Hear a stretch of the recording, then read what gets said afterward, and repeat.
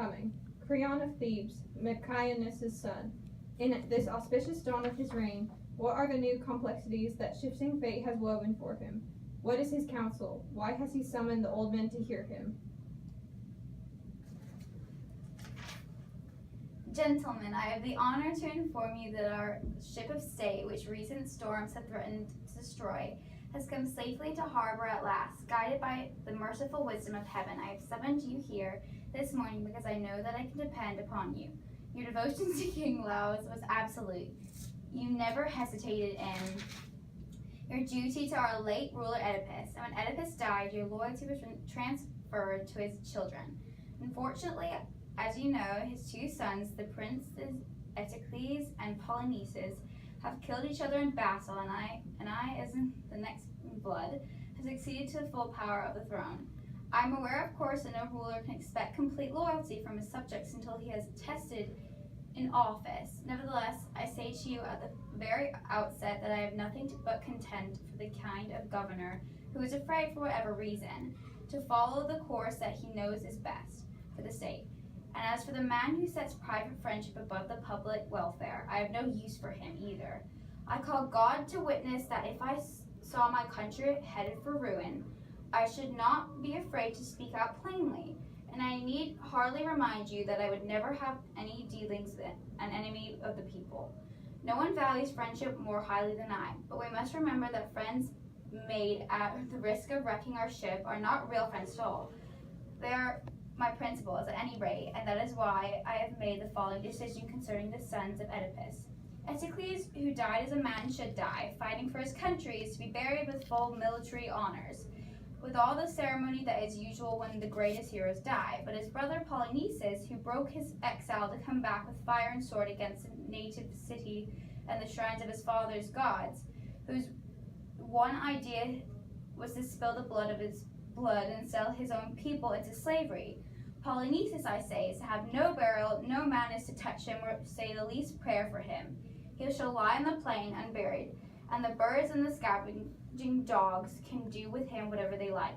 This is my command, and you can see the wisdom behind it. As long as I am king, no traitor is going to be honored with the loyal man. But whoever shows by word and deed that he is on the side of the state, he shall have my respect while he is living, my reverence when he is dead. And deaf it is, yet money talks, and the wisest have sometimes been known to count a few coins too many. I have to keep saying, you fool, don't you know you're walking right into trouble? And then another voice, yes, but if you let somebody else get the news to Creon first, it will be even worse than that for you. But good sense went out. At least I hope no sense at all, but I'll tell it anyhow, because as they say, what's going to happen, it's going to happen. And Stop. Come to the point. What have you to say? I did not do it. I did not see who did it. You must not punish me for what someone else has done. A comprehensive defense, more effective perhaps if I knew its purpose. Come, what is it? A dreadful thing. I don't know how to put it. Out with it. Well then, the dead man, Polynices, out there, someone, knew dust on the slimy flesh. Someone has given it burial that way and gone. And the man who dared do this? Do not know, you must believe me. Hello, darkness, my old friend. I've come to talk with you again, because a vision softly creeping. The ground was dry, not a sign of digging, no, not a wheel track in the dust, no trace of anyone. It was when they relieved us this morning, and one of them, the corporal, pointed to it, and there it was, the strangest. Look, the body just mounted over with light dust, you see? Not buried really, but as if they've covered it just enough of the ghost piece, and no sign of dogs or any wild animal that had been there.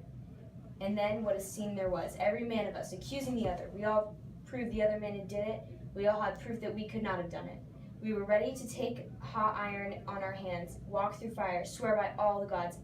It was not I. I did not know who it was, but it was not I.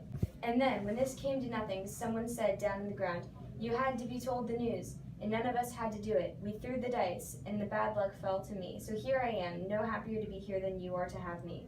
Nobody likes the man who brings bad news. king, can it be that the gods have done this?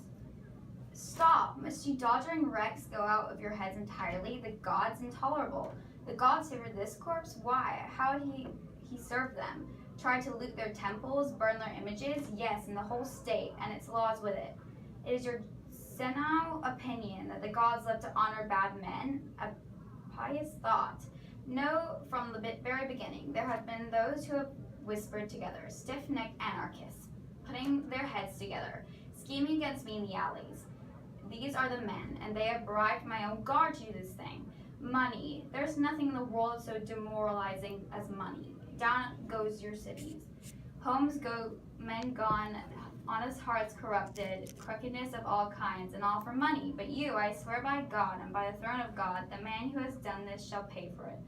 Find that man, bring him here to me, or your death will be the least of your problems. I'll string you up alive, and there will be certain ways to make you discover your employer before you die. And the process may teach you a lesson you seem to have missed.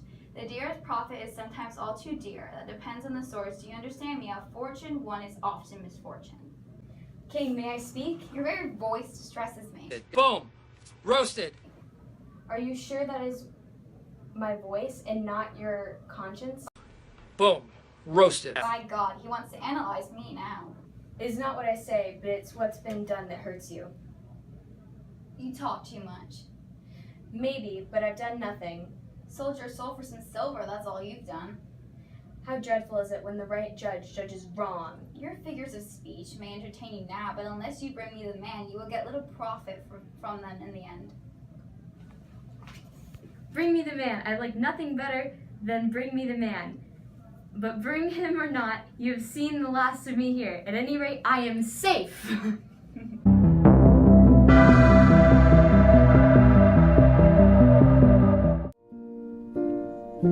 All around me are familiar faces, worn out places, worn out faces, bright and early for their daily races, going nowhere, going nowhere. Their tears are filling up their glasses, no expression,